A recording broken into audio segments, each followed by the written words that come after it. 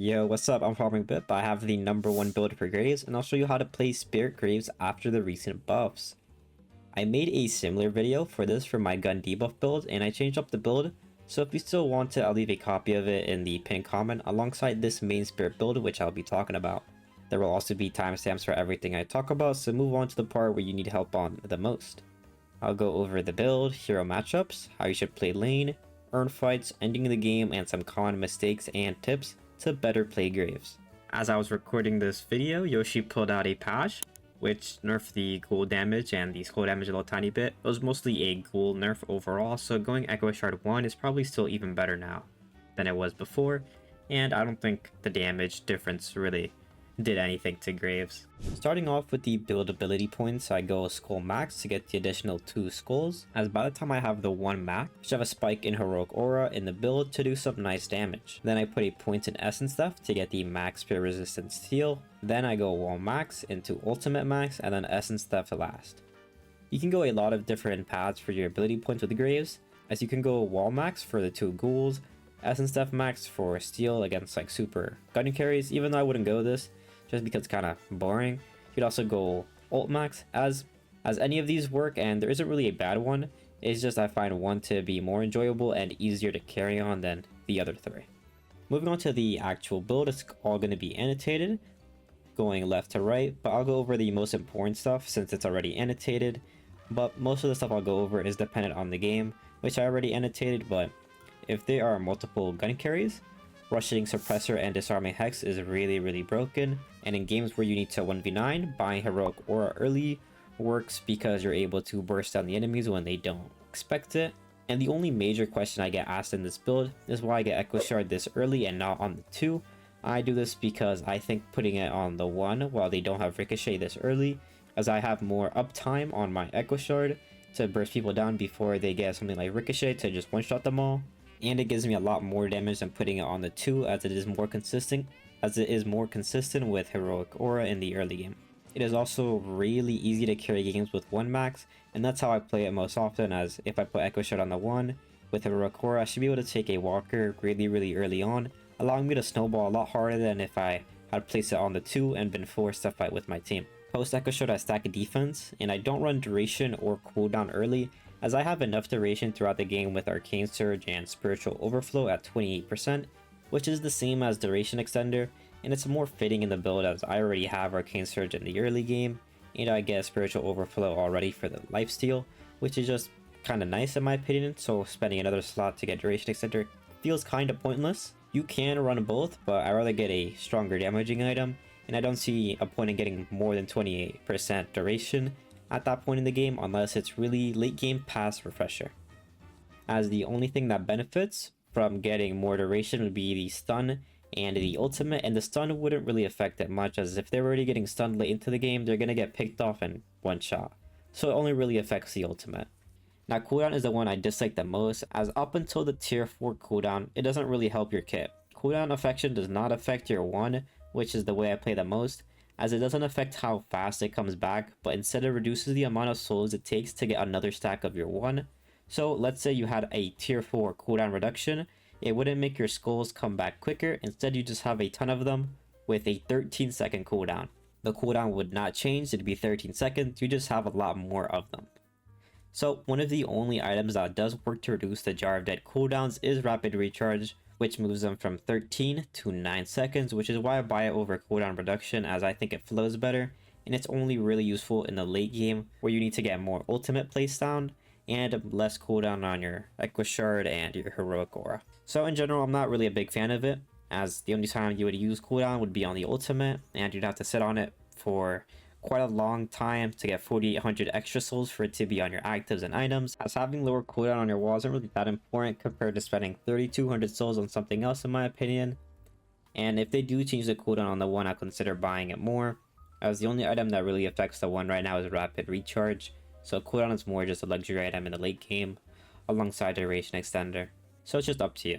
which is why I left it in the super late game part of my build. Shieldings are way stronger than all the other 1600 defense items, and the extra 18% resist you get now on top of the shielding makes it infinitely better than all the other choices unless they are not bursting you enough to proc it. Either way, picking up something like Spirit Shielding or Reactive alongside a 3200 item like Spirit Resistance is really strong, as by almost this time in the game you should have a little bit of lifesteal, making you be a insane tank with around 2000 HP, letting you be able to one-shot people in the side lane and tank 2v1s quite easily. Rebuttal is now way stronger in the infights, which I'll get into later, and don't buy Recharging Rush as it does not affect the skull cooldowns, but instead it just gives you a charge back on them, which is kind of useless. Someone like Mirage, for example, uses Recharging Rush and instantly gets a Scarab back without having cooldown, so unless this gets fixed to where Graves also gets a cooldown completely for free on her 1, it's going to be a bad buy. And for some other bugs, Graves cannot shoot Venator traps, and the skulls hit the center sacrifice, which slows down your camp speed, and if Doorman is inside his door and you try to shoot through it, your gun will never attach. So besides that, there's not really many bugs. Before we move on, I hope you guys are enjoying so far, as many of the people watching me are not subscribed, and I'm really close to 1k, so if you can subscribe, that'd be really appreciated. Moving on to lane matchups, I believe Graves is an early game bully with her wall and skull damage early, so the only real hard counter to her would be people that could outburst her or outrange her. These heroes are Bebop, Lady Geist, McGinnis, Venator, and Vindicta.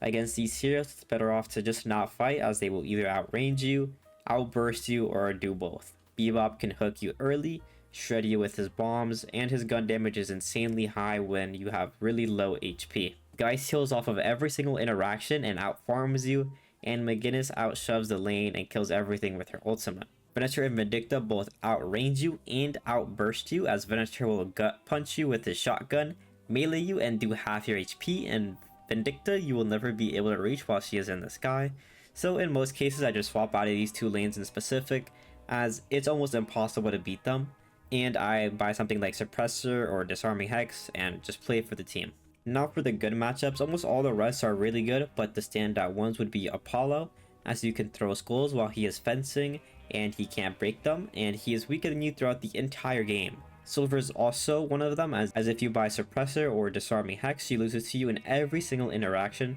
especially when you have ultimate. Mina is also a really good matchup, as she has really low HP, making it really easy to burst her throughout any point in the game, especially after Echo Shard. And finally Lash, as you can hunt him down with your skulls as he leaps and he can't break them without slowing his momentum once you have the tier 2 in your skulls, slowing him down even further, letting you be able to kill him without him being able to do much once he slams you once, as that's pretty much all his damage gone. Moving on to how you should play lane, I'll go over this with my own build, but it should apply to similar builds, as Graves is quite strong with any build or ability point order. I play Graves fairly safe till after the first wave hits, as once you have enough to buy a restorative shot, you should be able to perma trade and out heal the enemies, especially after the first point upgrade in the skulls to heal inside the lane phase. At 1 minute 50, you should have unlocked your wall, and at this time I usually invade the enemies with my wall, as I think Graves is the strongest minute 2 champion in the game, as long as your teammate isn't a burger and helps you shoot somebody when they're stuck inside the wall. This has happened more than 20 times in the past week, and I think this is what sets up the snowball in most cases, as if you get a kill minute 2 when they don't expect it and keep this lead, you can constantly bully them and keep taking everything in the lane phase. I don't really gank with this champion, as my 2 to 3 stamina hero benefits more from staying inside the lane phase and keeping the lead and killing the enemies, and it is extremely easy to secure kills if you can place a wall behind them, throw your skulls at them, and force them to run into the wall and get exploded by the ghoul that spawned alongside your skulls and your gun. This gives you a guaranteed kill, and I personally think this is what makes Graves so strong right now, as her wall is really overtuned, and learning how to place it behind the enemy and trap is what will make you snowball really hard. Even if you don't manage to get any kills or die by the time you have Heroic Aura and or your ultimate, it should be still fairly easy to push objectives, as I use my first ultimate to secure kills and the Guardian, and then my second ultimate once I have Heroic Aura for the Urn or the Walker. Oftentimes people forget Graves with Heroic Aura can just place down her ultimate and one-shot a Walker minute 10, and if you are able to do something like this, especially in a lower elo game, you should be able to carry with the amount of souls that an early game Walker would give you. Let's say none of this happened and you're still at 0 kills and 0 deaths at minute 12 or 18, you can go to the urn fight and arcane surge your ultimate while staying a little bit away from the urn. You can place your wall diagonally, and you can use all your abilities to pretty much guarantee a kill. As long as you don't go down and start burger boxing the urn with your low HP, you should be fine. If you are able to kill them, you will obviously be able to beat anyone in the side lanes after that. If you see any of your counters in the urn fight and you know they will one-shot you, I would probably just build disarming hex or suppressor or some spirit resist and permanently side lane until you can take a walker, as even in my games it's kind of easy to just place your ultimate under a walker, kill it in 10 seconds when the enemies can't do anything, and as long as your team does not run it down for a urn that is lost, you should be able to equalize fairly easily. Now let's say after all of this you still manage to fall behind, even though this character is really strong, you could still just build Echo Shard on the wall and then go wall max and permanently fight the urn with your team, going duration on your ultimate, cooldown on your ultimate with your summons. You can do some X marks the spot on the urn, which does a lot of damage, and the hero just is a really good urn fighter as long as you have a ton of summons. You can even rush refresher in some cases, as you don't have to be ahead to make this work, and it's really simple to do and gives you value as long as you don't die and are able to place down all your summons, making you still have a lot of value even when going like quadruple negative. Moving on to some common mistakes, I would say that some of the main ones would be people using recharging rush and not learning how to chain your skull usage to get your charges back. For example, using an arcane surge skull on a tier 2 camp, then using that to get the wave will net you more than using that one skull, as you'll get like a charge and a half or maybe 2 charges from that one skull. And you should be doing this more consistently as you get better and better at using the skulls. This pretty much lets you never run out of skulls in most games, and so learning to maintain a good amount of skulls every game would make you obviously a better player overall. And using your wall to clear camps, especially tier 2 camps, will also help you maintain your skulls, as using recharging rush is just not worth the downside of having to spend 1600 souls on a pretty garbage item. Another tip is to place your ultimate in some better locations. Never place your ultimate in the side lane. Learn to start placing your ultimate in better locations as it comes with time, but the rule of thumb is to never place it in front of your enemy if they have an AoE, so they can easily break it, like a Paradox Bomb, a 7 Bomb, a McGinnis Soul, or if you don't have any resistances to parry. Instead, just play really safe, place your ultimate behind yourself, and use it to secure picks with your wall and your skulls and other abilities. And you can also just save your ultimate for burger boxes in the urn or the mid boss, and just maintain it to protect your other backline carry. Additionally, your ultimate will also give you charges back on your jars, so as long as you place it down and the minions die, you will get charges back on your skulls, which would also heal you in case you needed that for some reason. And your ultimate is also a unmovable object for enemies that you can walk through, so you can use it to block off choke points, keeping enemies trapped in places where you should be able to just one-shot them, in cases like the teleporter or sinner room next to the tier 1 camp. You can place your ultimate to block it off, forcing them to punch it or just get one shot. Your ultimate is an insane playmaking tool. You should be able to win 1v2s with it as long as you can parry your ultimate when they try to heavy punch it, especially in lower ranks, so make sure you learn how to use rebuttal, as rebuttal is an insanely broken item if you know how to parry. This champion could pretty much do anything, and you can run almost any build and make it work. The champion is just really strong right now, so if you enjoyed the video, let me know. And if you have any questions on things I do, let me know in the comments and I'll try my best to respond. That's about it. See ya.